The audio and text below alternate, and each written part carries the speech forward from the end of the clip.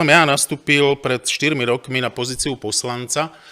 Pre viacerých, možno mnohých občanov som bol do istej miery neznámou osobou. Takisto som bol neznámou osobou pre môjho predchodcu, pána Dušana Šimku. A viem z vlastnej skúsenosti, že silou mocou sa snažil získavať informácie o mne, kto som, čo som, kde pracujem, aké mám rodinné zázemie a podobne.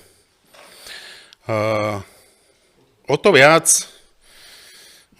je pre mňa také zaražajúcejšie, že keď si takto zisťoval informácie o mne ako poslancovi, a mám informácie aj o tom, že zisťoval si obdobné informácie aj o niektorých zamestnancoch mesta, tak si nezisťoval asi zjavne informácie o svojom, s prepáčením za výraz, nazvem to až lokajovi, pánovi Ľubomírovi Jánošikovi, ktorého zamestnal niekedy na jar v roku 2020, pričom pána Jánošika ja som poznal, nakoľko v tom čase sme boli susedia.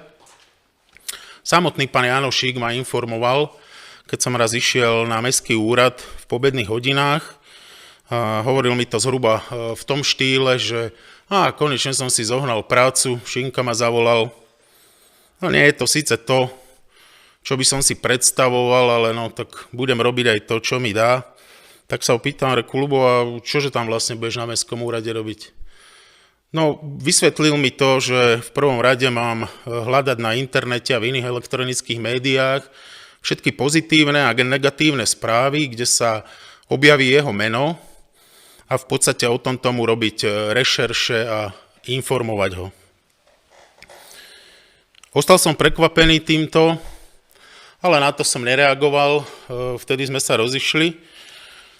No a svojím spôsobom sa potvrdilo to, že nielen sledoval elektronické médiá, ale robil aj ďalšie služby pre pána Šimku, pretože viacerí občania, či už z prostredia Domu kultúry, kde pán Jánošik kedysi sedel, ale aj z iných prostredí ma informovali o tom, ako poslanca predovšetkým ma o tom informovali, že pán Jánošik robí tú robotu svoju predovšetkým štýlom, že podáva informácie pánovi Šimkovi, kto kedy prišiel do Domu kultúry, kto kedy odišiel, kto mal čo oblečené a podobne. A doslova ľudia, ktorí sa na jeho adresu vyjadrovali, tak sa vyjadrovali štýlom s prepáčením za výraz, ale doslovne Šimkov špicel. O to viac som zarazený, že keď si pán Šimka zisťoval informácie o mne, a to som už teda spomenul, ako aj teda o iných zamestnancoch, tak si nezisťoval informácie o pánovi Jánošíkovi, pretože jeho minulosť je veľmi pochybná. Z toho, čo je verejne dostupne známe, je to osoba, ktorá kedysi pôsobila ako štátny policajt, osoba, ktorá v čase mimo služby, pokiaľ ja mám správne informácie, pod vplyvom alkoholu, poškodzovala majetok pri kostole v Novákoch, fyzicky napadla farára vtedajšieho v Novákoch a teda pán Jánošik s hanbou a potupou musel opustiť rady štátnej polície. Je mi to teda doteraz také veľmi zvláštne, že pán Šimka vôbec prijal do pracovného pomeru takúto osobu. Čo sa týka toho tzv. Špiclovania, keď to už tak nazvem pejoratívne alebo možno polovulgárne, tak to samozrejme pokračovalo stabilne, pretože zlá personálna politika môjho predchodcu sa prejavila aj na sekretariáte samotnom, kde teda z dvoch dám tam pozícia asistentky už nie je dlhodobo obsadená a keď zamestnankyňa, ktorej primárna náplň práce je registratúra a iné záležitosti, potrebovala si čerpať dovolenku, tak práve vtedy bol pán Jánošik stiahnutý na úrad, kvázi na pozíciu sekretárky, kde v rámci zastupovania bola stiahnutá aj iná osoba, ktorá kedysi pôsobila na sekretariáte. Ale veľkou záhadou je, že po zhruba 2 týždňoch, kedy skončila dovolenka, tak so zastupujúcou sekretárkou odchádza aj pán Jánošik. No mne osobne to jediné vyplýva z toho, že vyslovene tam bol dosadený na to, aby pozeral a dozeral na to, ako zastupujúca asistentka pracuje.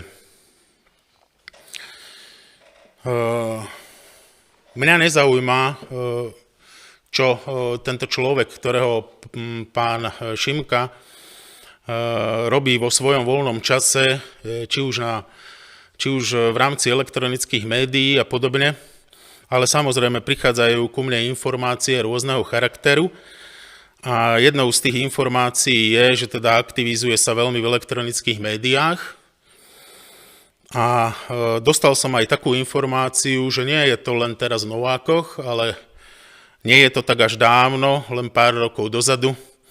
Aktivizoval sa na sociálnej sieti Facebook aj v mestečku Nemšová, kde sa dá dohľadať na skupine Nemšovania, že pán Jánošik tam písal rôzne svoje názory a keď ho niekto iný, nie je síce úplne najslušnejšou formou, mu zareagoval na jeho príspevok, tak potom pán Jánošik reagoval veľmi podráždene a viac na tej stránke už nepísal.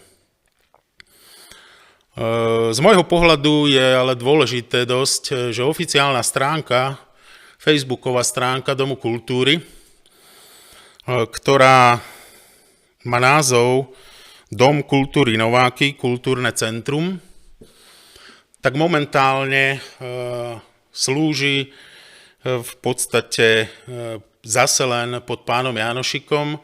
Dnes som si k tomu zistil viacero informácií a určite v najbližších dňoch to budeme riešiť.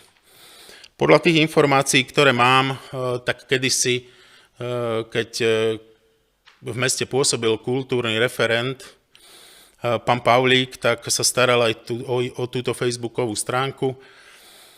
Následne to prevzala iná zamestnankyňa mesta.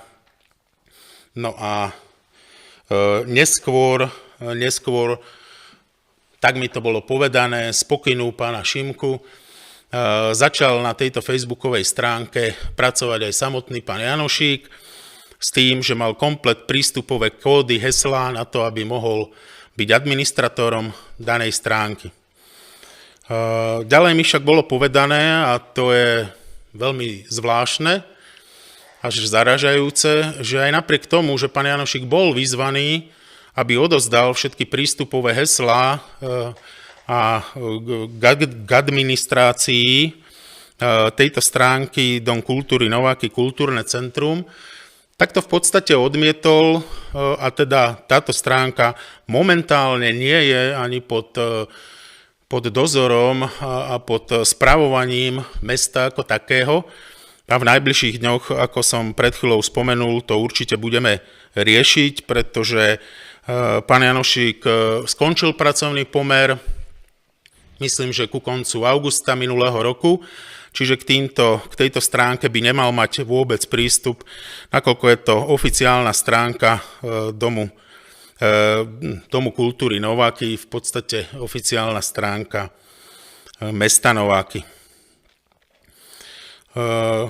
To samozrejme, akým spôsobom tam on prezentoval svoje príspevky, to samozrejme svedčí o tom, že je to v úzkej súčinnosti, respektíve bolo to v úzkej súčinnosti s mojím predchodcom pánom Šimkom, lebo je tam dosť veľa videí práve o pánovi Šimkovi. Ďalšia vec, a to snáď posledná, k tejto facebookovej stránke. Dokonca mám to taktiež z overeného zdroja. Pán Jánošík sa neštitil na úvodnú tapetu, úvodnú obrazovku dať fotku, manželský pár, pána, ktorý robí fotografie, či už pre mesto Nováky, ale aj súkromne.